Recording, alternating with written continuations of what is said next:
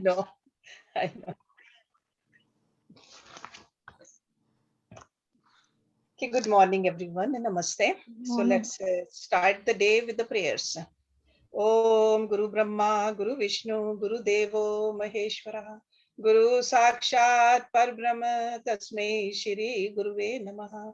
Om Bhu Bhuvaswaha, Tatsavitravare Bhargo Devasya Dhimahi, Diyo Yo Nah Prachodayat. Asto ma satgamya, tamso ma jyotirgamya, mrityorma amritam gamya. Om Sahnavavatu, Sahna Bhunaktu, Saviryam Karvavahi, Tejasvinavadhitamastu, Ma Vidvishavahi. Om Shanti Shanti Shanti Om. So Saturday we study Vivekachudamani. And as you all know, it's written by Adi Shankaracharya. And we are in the middle of this scripture. Last time when we were doing this class, we looked at in those verses 237 and 238, how beautifully he is trying to bring our attention to what Brahma is.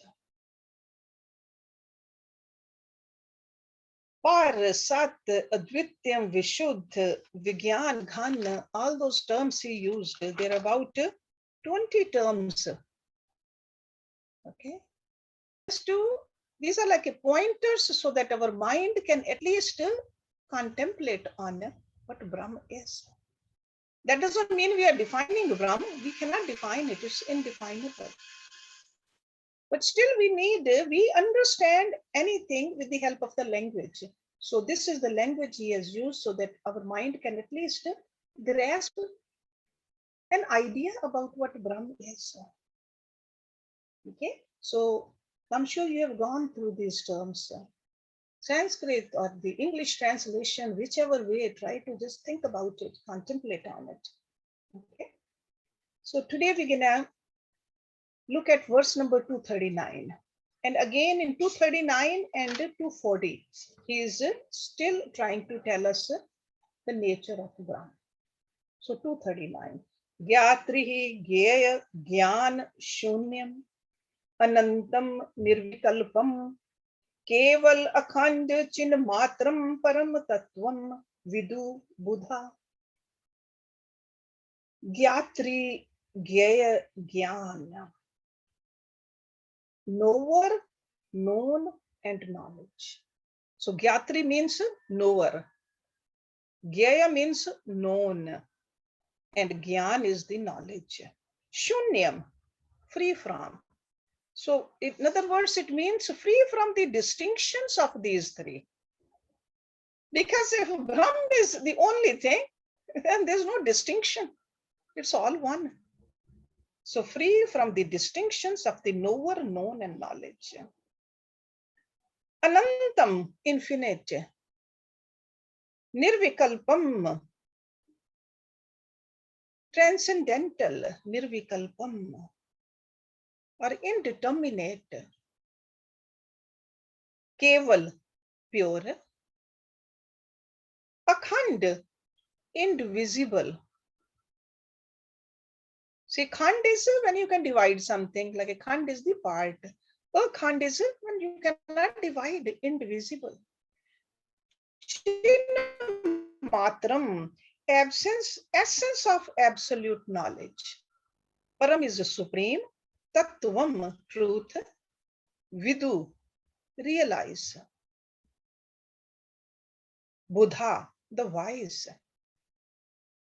So the wise realize it. And those wise are called sages also. Sages realize the supreme truth in which there are no distinctions, such as the knower, the knowledge, and the known, which is infinite. transcendental, and which is of the essence of knowledge absolute. Okay, so the first thing is telling us that this truth or Brahma is beyond the triple factors of the knower, the knowledge, and the known. In other words, they can be the means, knowledge can be the means, but ultimately it's only one, it's only Brahma. Because when the individuality has ended, there is no instrument of experience separate from the object of experience. Okay, so that's what he's trying to tell us, that where the Vidu or the knowers or the sages, when they realize it, this is what they see. It's almost like as long as the dream lasts, there is a dreamer experiencing it. And dreamer is experiencing the dream objects also. And the dreamer, with the help of his equipments, can see, they hear, smell, taste, touch. Only the dream world around him. But when he wakes up, where is the dream? Where are the instruments which were seeing the dream? And where is the dreamer? All three are gone. The same way he is saying this, knower, known, and knowledge, they all merge into one. And that one is the essence, and that is the truth. Because today, as an individual entity, the ego, we recognize the world of polarity. And how do we recognize the world of polarity? Through our body, from our mind, through our intellect. But when we rise above all this, when we understand, truly experience, I'm not the body, I'm not my intellect, I'm not my mind, so rise above them. So that's why they say that this kind of a person is truly awakened, spiritually awakened, becomes fully awake to the consciousness.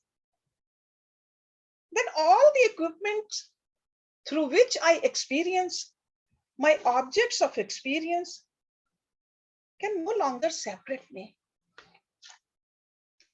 They all merge into one supreme consciousness.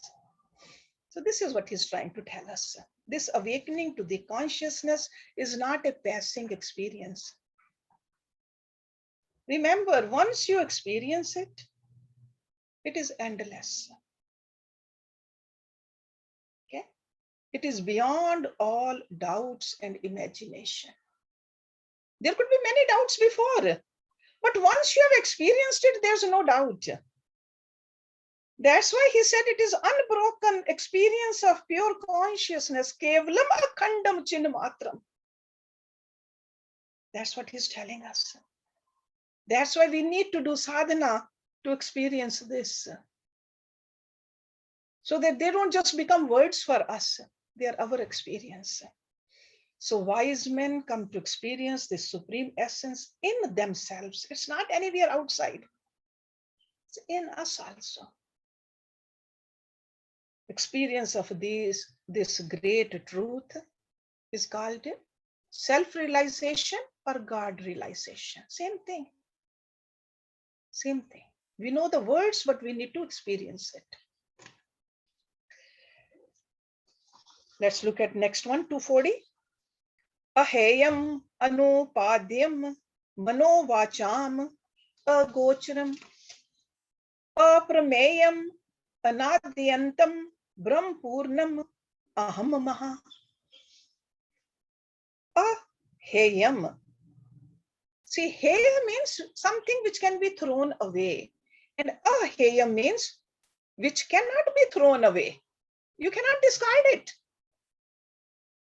Anupadyam, which cannot be taken up. Mano vacham. Man is the mind, vach is the speech of the mind and the speech.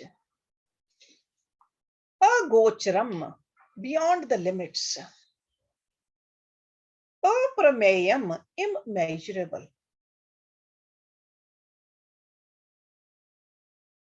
Anadyantam, without beginning and end. Brahm, Purnam, whole, complete. Aham, I, the self. Maha, glorious. He says that which can neither be thrown away nor taken up. That which lies beyond the limits of mind and speech, which is immeasurable, which is without beginning and end, which is whole and one's own self, which is of outshining glory. Purnam, that is the self. So in this verse, he's trying to summarize what he has said before. So he starts out with, oh, Hayam, it can never be rejected. You cannot reject it. If it's everywhere, how can you reject it? We learned earlier that 5 koshas we could reject. He went through very logically through those koshas. After rejecting the 5 koshas, we come to this substratum, which cannot be rejected. Because this is the essence, and this is the supreme consciousness. So that's why he is just making it very clear that you cannot throw away, you cannot reject it. This is who you are. And nor can it be taken up. You cannot say, I'm going to take Brahma. Because something which is not with you, you can take. But if something is already you, how can you take? So you cannot take Brahma. It's already there.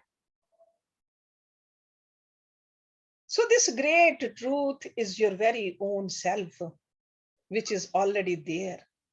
How can it be taken up? And this ultimate reality is beyond the comprehension of the sense organs. So that's why he said man and vach. When he says speech, that means the other senses also.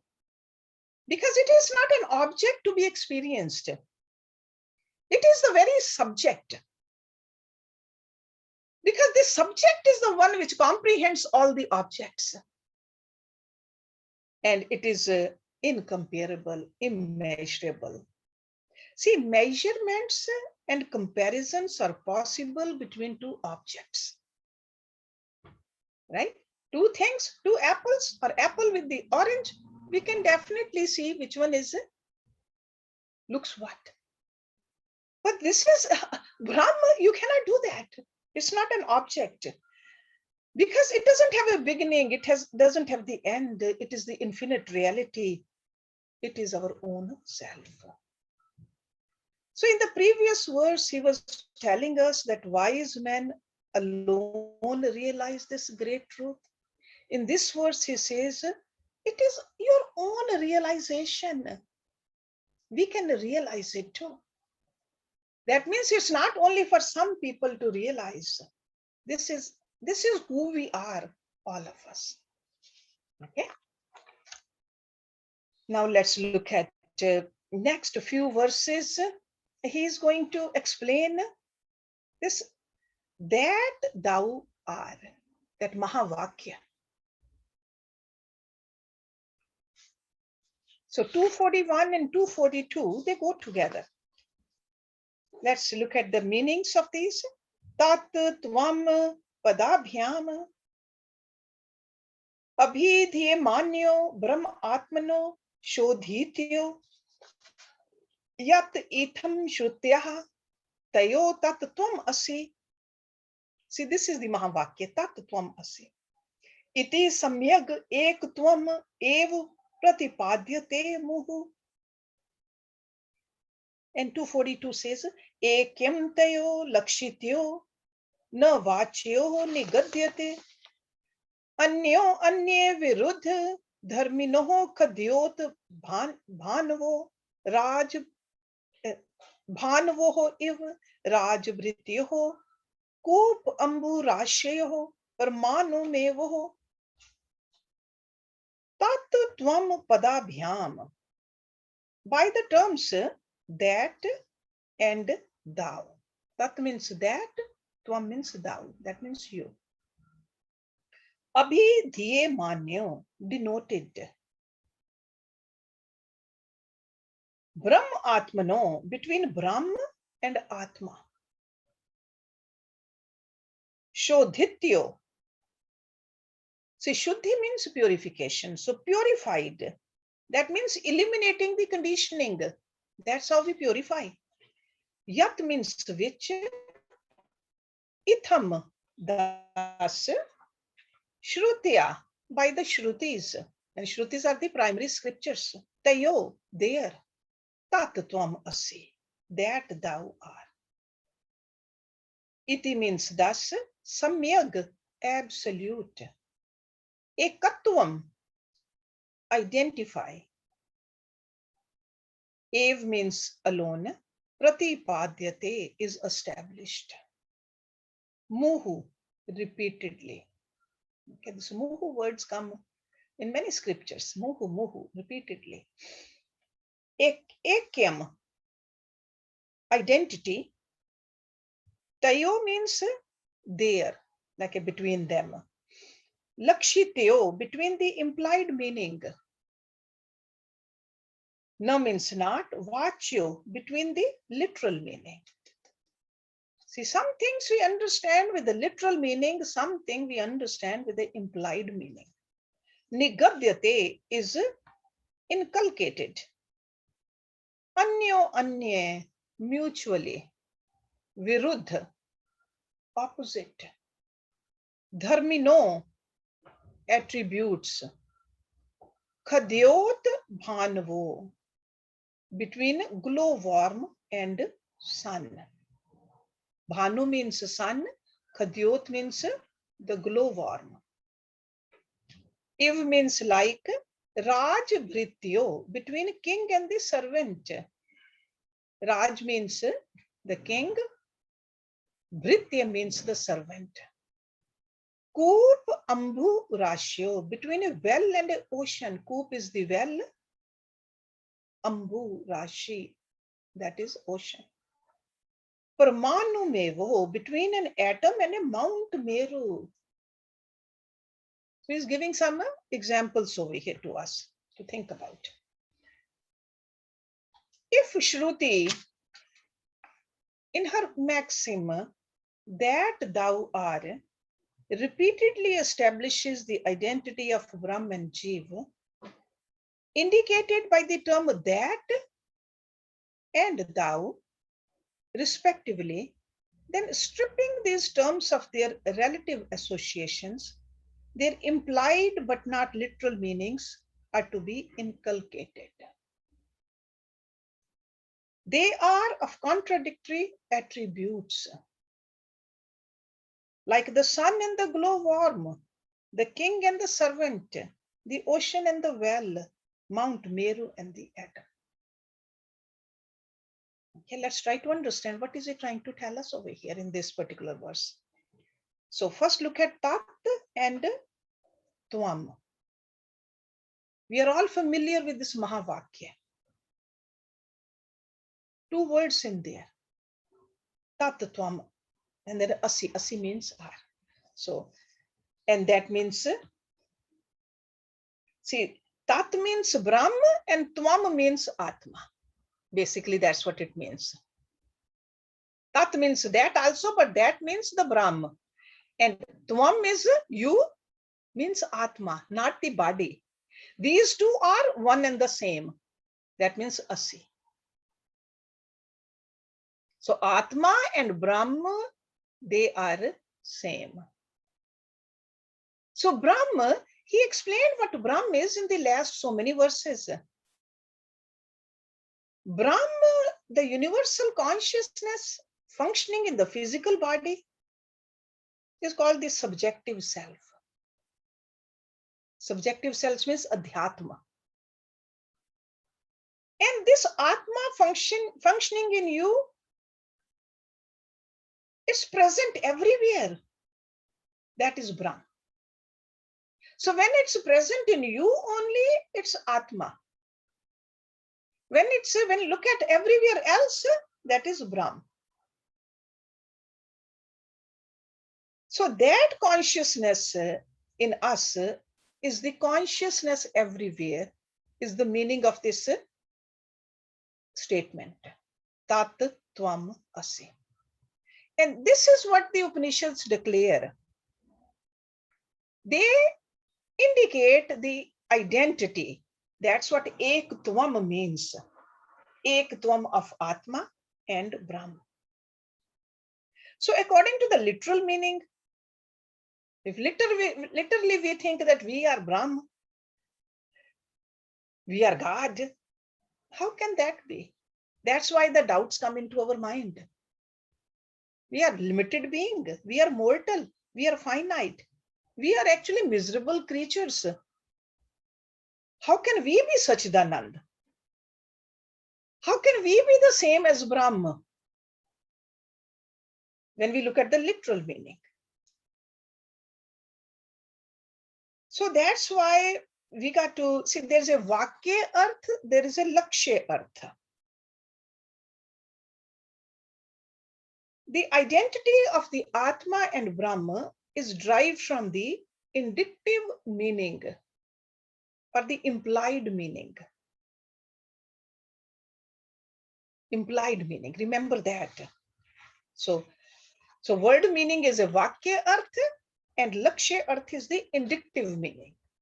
So Mahàvakya, when they declare this is a indicative meaning. So in other words, these rishis, they are trying to explain that the essential core in each one of us is one and the same. That is God. In all of us. Bodies are different, minds are different. They keep on changing also. In one lifetime, we see the changes, but the core is the same. So the Upanishad is trying to make us understand the oneness of the essence of the individual and the essence of the whole universe.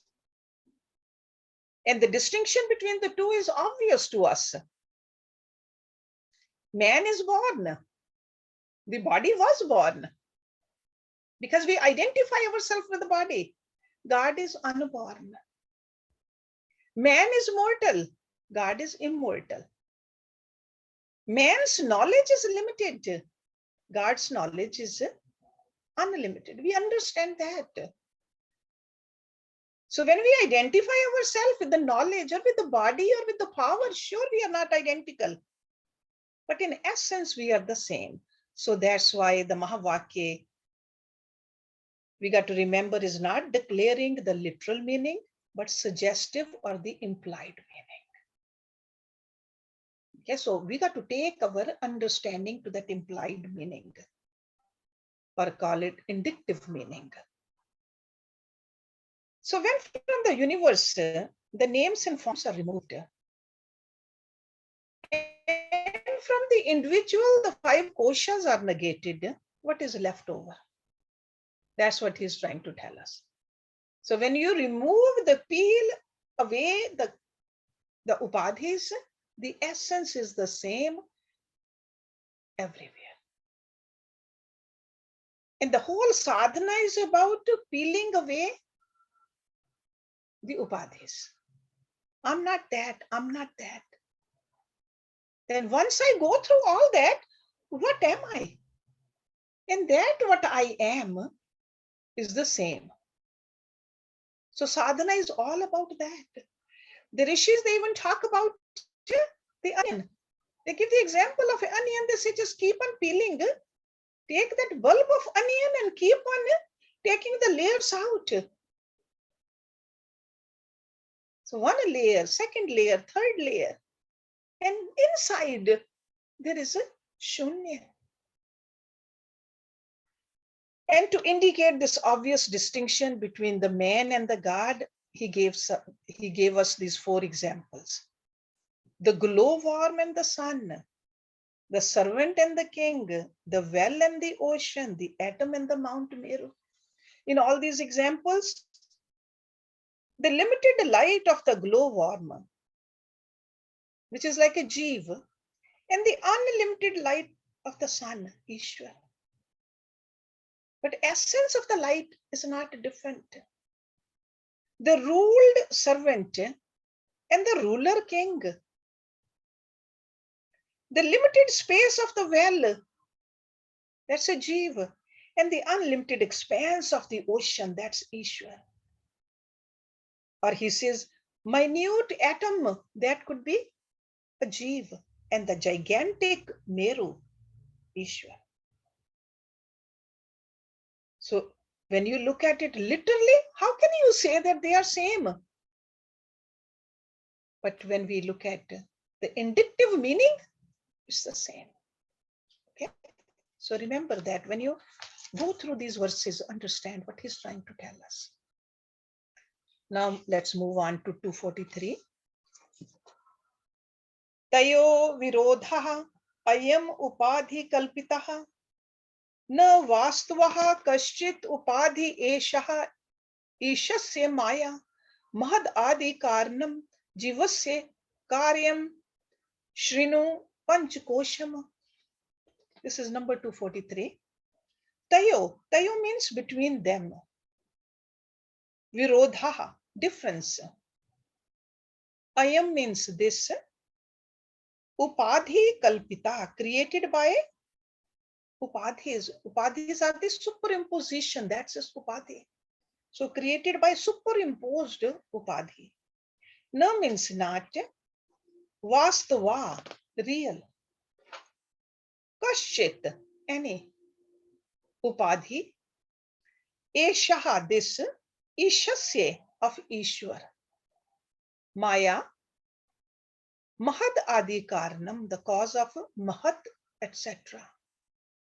Jivasya, of Jiva. Karyam, Maya's effect, that is Karya. Shrinu, listen. Panchkosham, the 5 sheets. See how important it is to remember what we have learned earlier, because these terms come again and again.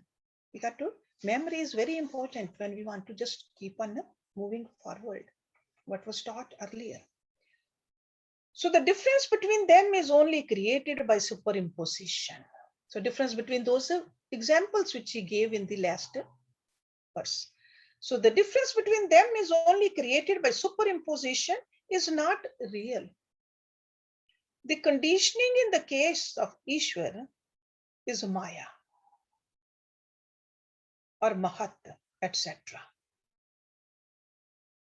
See, Mahat is the aggregate mind and intellect is called Mahat. Again, it's a Prakriti, it's a Maya.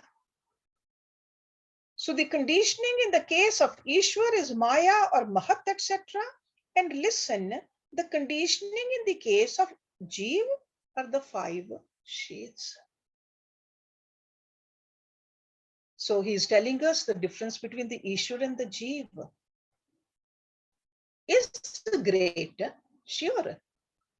But when we closely observe, we find that much talked about difference between them are because of the upadhis only. In essence, they really don't exist. Because Maya itself, if you look at the Maya word, if you dissect it, Maya means that which is not. Maya. That's Maya. But we have been so fooled by it and we think this is the only thing which really exists. The essence we have forgotten. So in reality, we are part of God and we have forgotten that. But all we remember is these upadhis, these conditionings, these layers. And all our problems, all our sufferings are because of this Maya. That's why these rishis again and again tell us, rise above this. You are the joy, you are the bliss. So in its essential nature, Brahma, the Supreme, has no equipments at all. It is one without a second. So this Brahma or reality expresses itself as Ishwar and Jeev because of the difference in conditioning. So when these great rishis in the Upanishads, they declared tat tvam asi, they did not mean that the expression of the divine self in the various equipments is one and the same. But they really meant that the factor which is expressing through all conditioning is the same.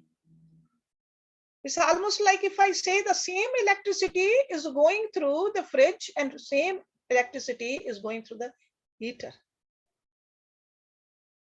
Electricity is the same. Or if there is a 1,000-watt bulb and there's a 5-watt bulb, same electricity is going through it.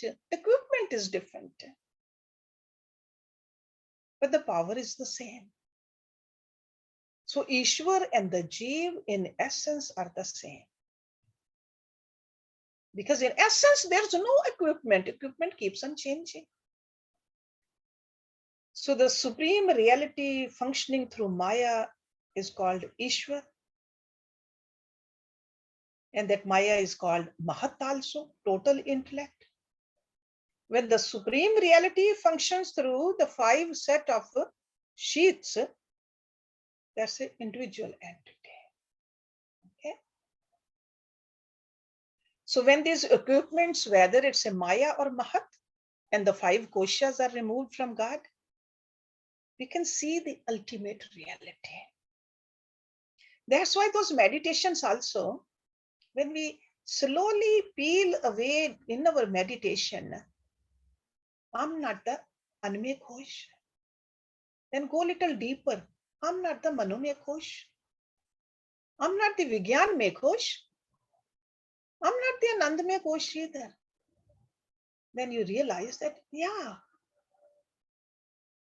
I am that which is embedded inside. And then when you experience this, you see that, yeah, this is everywhere else also. And in short, we may say that God minus Maya is Brahma. And a Jeev minus 5 sheaths is also Brahma. So that is Tatattvamasi or Aham Brahmasmi. Okay, let me repeat it. God minus Maya is Brahma. Jeev minus the 5 sheaths, 5 koshas is also Brahma. Okay, remember that. So in order to make us clearly understand the Upanishads, they explain it with all these terms, all these terminologies which we are going through. So don't get confused. This is the essence. So consciousness functioning through an individual entity is also called a microcosm. Vyashti. Okay, that is a Sanskrit word. And the functioning through the totality, the whole cosmos, is called macrocosm. Samashti. So whether it's a macrocosm or a microcosm, the essence is the same. So the absolute reality which functions through the microcosm and the macrocosm are transcended, and what remains is the supreme reality. In other words, when the mind and the intellect are transcended, the Jeev merges into Ishwar. And we cannot transcend it unless it's purified. So that's why the whole process is, hey, first purify it. Because as long as it's dirty, it's restless also. We cannot transcend it. We are totally absorbed into it. Another way you can understand God is the reality functioning through the total vasanas. Total vasanas are called the Maya also. Any conscious act, physical, mental, or intellectual, creates vasanas. Vasanas are impressions. A physical body is not necessary to create vasanas. Sometimes we think we are creating with the physical body. Vasanas create the world, and the world around us creates vasanas in us. It's like a web of the vasanas around us, those impressions. But when the individual vasanas are exhausted, we don't have to worry about the group vasanas. We have a power only over the individual vasanas. When we exhaust them, the individual concept also ends. And that's how this microcosm gets annihilated. And Jeev is no more. For that person, even Rishi Patanjali said, for that person, this world has ended. For others, the world is still there. But for that particular person, so that's why this sadhana is always a very individual sadhana. Others may get affected by it. They might get inspired by you, but it is mainly for you. So the oneness of the Jiva and Ishwar, the individual ego and the God is realized. And again, I would say this is called the God realization. Okay, so he's trying to tell us essence is the same and you need to realize this.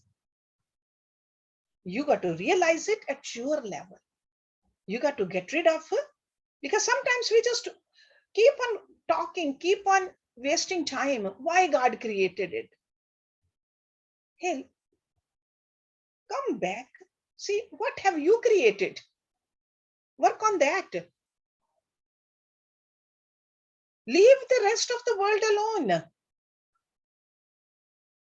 Purify yourself. Thin out your vasanas. Try to see who you are and your own miseries. Instead of keep on churning about the macrocosm. Unless you want to take a cause, that's okay to take a cause. But real sadhana is individualistic. 244.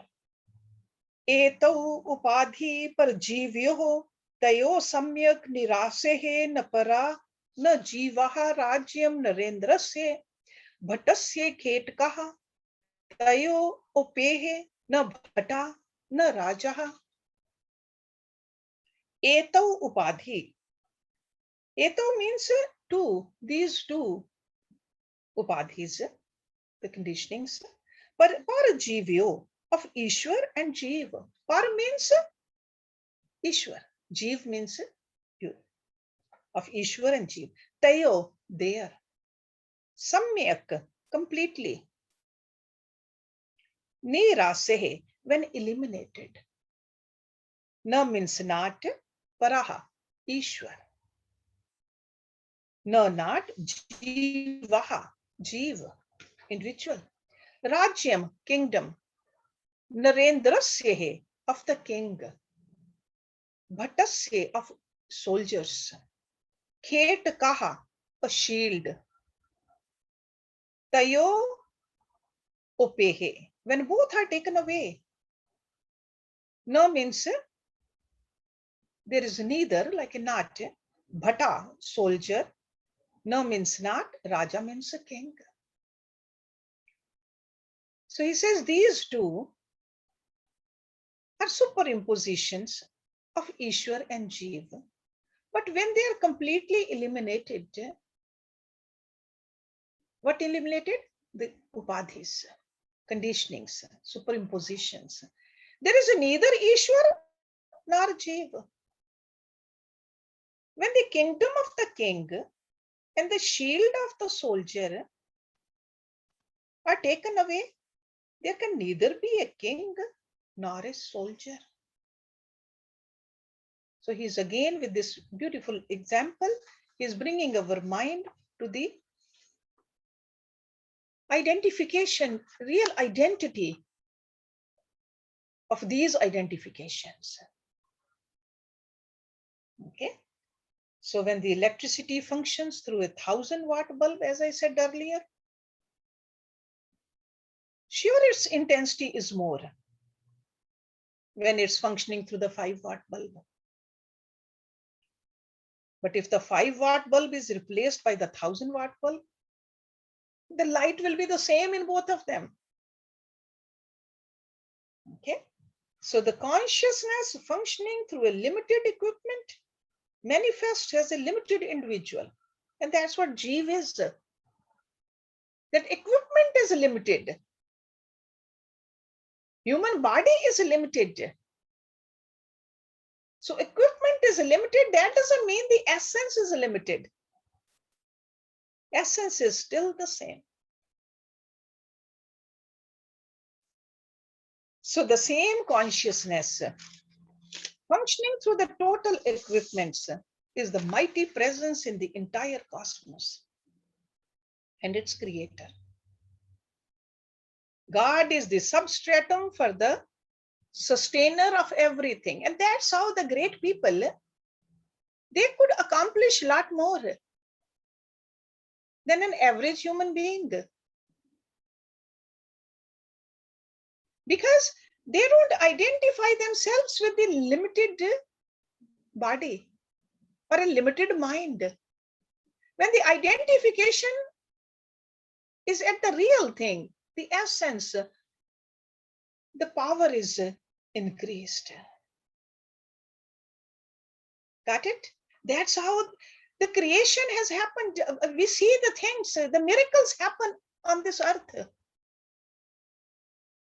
So many achievements.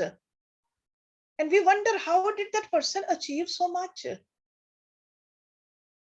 I look at my own Guruji's life story. A householder, a father of 7, working as a principal in a college, in charge of so many professors and so many other people over there, kept everybody happy. So many relatives. Nobody was ever had a ill will feeling towards him, or neither did he. Wrote countless books, gave countless sermons, helped countless people. How did he do it? Okay, so we got to get in touch with that unlimited part in us. While taking care of the limited casing which we have, we cannot ignore this limited casing either. But while we are in this limited case, we got to get in touch with that unlimited power in us. Because when the equipments are removed from both God and the individual, there's neither a par, which is God, nor a Jeev, the individual. What is left is Brahma.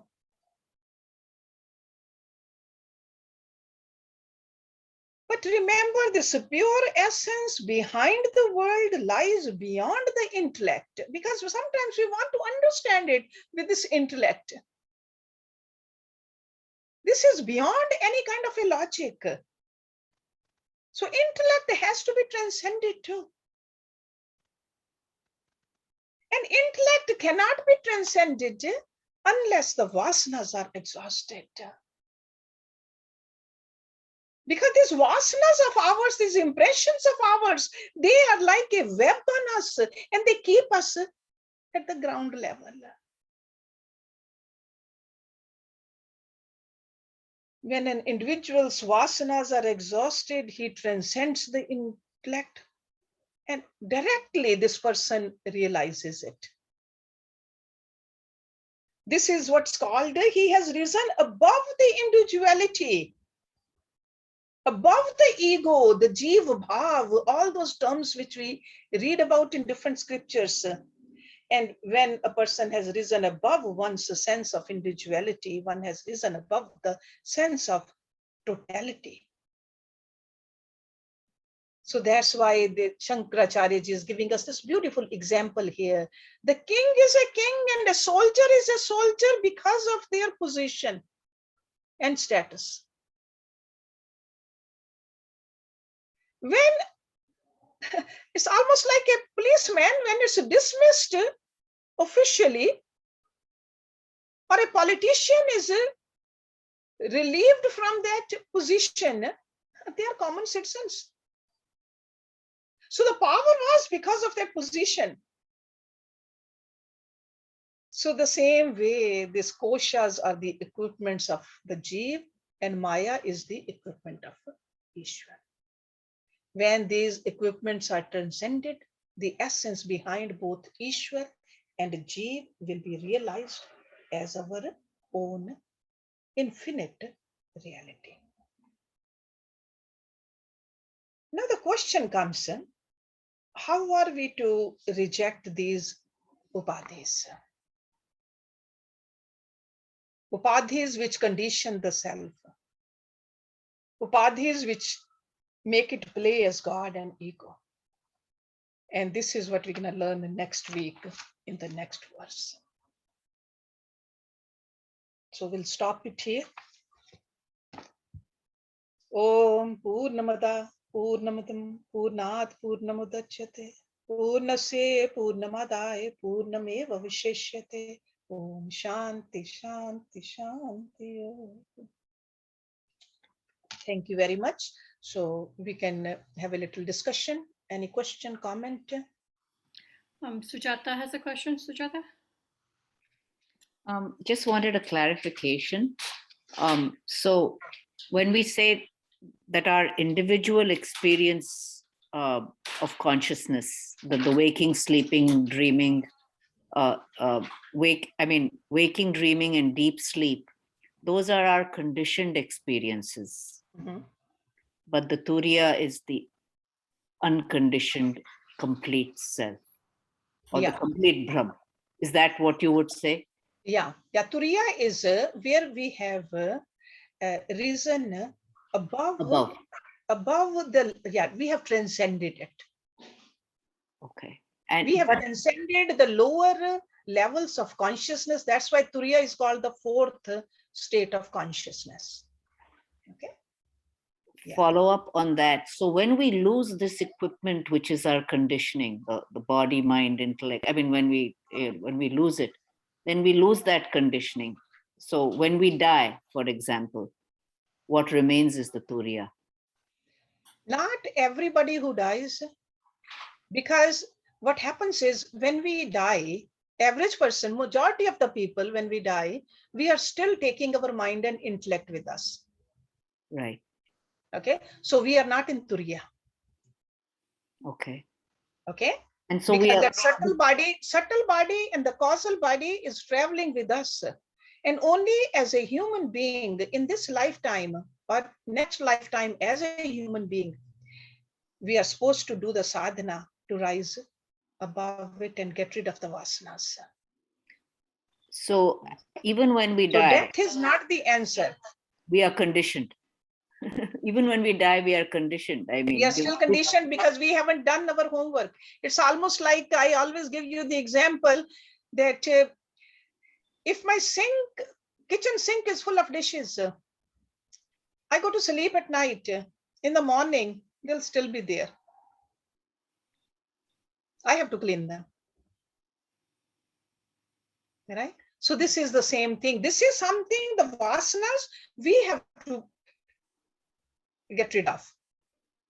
We learn to exhaust these vasanas. The whole ball game is about the vasanas. That's why I got up at 5 to clean my kitchen. But how do I really make myself get up in the morning and clean my vasanas? Because I was under the pressure because I was going to have my sister-in-law come and I said, oh, she'll see my dirty kitchen. What will be the pressure on me to clean all those vasanas?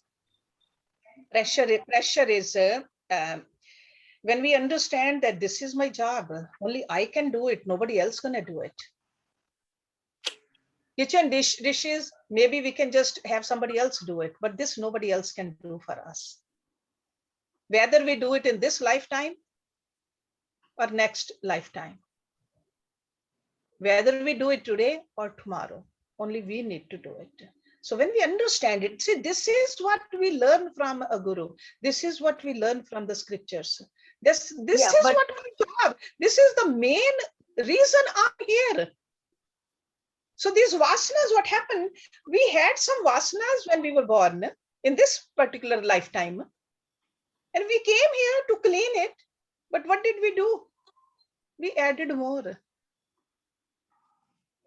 So now time comes when you understand, yeah, I'm not going to add more. I'm going to just make sure I clean this. It's almost like you get up in the morning, there's a pile of dishes, you put more on top of it. Okay, I mean, maybe we can have a little workshop or a step for step. Let's say if there is individual vasana, I have a vasana, so somebody else has a different vasana. Now, what is the complete process of cleaning? Like, we know the dishes, we have to rinse them, we have to do this, we have to dry them. And so similarly, how do I address those vasanas of each one of them? That's You can why, talk about. Urmil, that's why I'm going through that sadhana panchakam with you guys. Oh, okay. You remember that 40? I do, but I have to That's reread them to understand really. Yes, get the reread them. That is grasp our of main it. job now. This is like, this should be our full-time job now. Yeah, sadhana. See, there's a sadhana for the physical body, which we do it every day. We do neti, vaman, pranayam, asanas, we eat food. But that sadhana panchakam is mainly for the mind. And vasanas are in the depth of the mind. I'm going to talk about a little bit more this Thursday about the mind. Because we got to, see, we have information here and there, but now time has come when we got to put it together and really work on it full time. I think that's what I am trying to do now. Yeah, that's, I can see that. This is what your urge is, the deep desire is, because we got to work on it. We have to experience the change. Yeah, so I've been able to do see, it. all these classes, they are intricately connected. One class helps the other one. Okay. I think Samita ji has a question. Yes, Samita. Yes. To me, I feel that first of all, we have to identify this is my vasana. That is the first step. Yes. And if you identify that vasana, then in your meditation, you can address it. You can go inward. Why I am having this vasana? Yeah. This is what I feel. This is the way I feel. There's so many different ways. To me, I think why even identify? Because the more we identify, more stronger it becomes. I just want to identify myself with my Atma. The light of Atma is going to make everything dry out. Okay, so we can talk more about it. I'm sure you all have some experiences here and there, but remember, this and sadhana panchakam, they go hand in hand. Okay, Pooja has a question. Jyoti? Yes. I have a couple questions. I don't understand because, okay, I definitely know my vasanas are connected to doing my artistic work as an act of service. But then I'm confused because I feel like we've talked about your work being your worship to God, as in your offering to God. So I don't understand. These things seem like they're in conflict with one another. And are we supposed to like abandon our vasanas, or are we supposed to detach from the outcome of the vasanas? Either way you can do it, but it's easier to abandon the fruit. Don't get okay. Okay, so it's not okay. that. Okay. your work, but whatever the result comes, take it as a prasad. Okay, so that is what it is to clean them, is to abandon the Because if you fruit. offer Okay. it to God, if you offer it to God, it's not yours. So your vasanas can be your offering to God. It could be a way to be in worship to God. Of course. Okay. And then the other thing is, I have two other questions. When I've noticed, like, as I've been doing this spiritual work or sadhana, like, I feel like I'm in my process, and then I feel like I'm attracting other people that either want to be doing sadhana or like want help in some way. I don't know how to explain it. And these people come out of the woodwork, and I feel like my question is, is it my job to like bring them to where they need to go in some way, like either to the space or what? But because sometimes that feels like that's me distracting myself from focusing on my own sadhana, and I'm not clear what my responsibilities are to myself versus these other people that come into my experience. Okay, first of all, it's to be established in your own sadhana is your number one responsibility. Okay. And if you can help somebody without getting distracted from your own sadhana, do help. Helping others is also, but not helping others at the cost of your sadhana. Okay. And so say main, hey, be established yourself first. Okay. And then can you explain the microcosm and macrocosm one more time? Because I have heard people. Yeah, macrocosm is this whole world. Macro is bigger. Micro is this smaller, your own individual. But the smaller one is a reflection of the larger one. Of course, it's the same. It's the same. Okay, yes. All right. We'll talk more about it too, but right now just understand micro is a small, yourself, and macro is bigger, the whole universe. Okay? Okay. Yes. Okay, thank you. Sonia, you have to unmute yes, yourself. Sonia. Sonia? Yeah, I just wanted to know about macrocosm, which I got the answer. And secondly, I wanted to know a little about Turiya, the state Turiya. Turiya is when a person goes into samadhi. That's called Turiya. Samadhi is after meditation. See, meditation is when you are trying to meditate. Okay. Turiya is when you are not even trying to meditate, you are fully absorbed into the Atma. That's called Turiya. Okay. Samadhi. There's another word. For Samadhi, Turiya is another word. Okay. Okay. Yeah. And when we meditate, do we hear the heartbeat?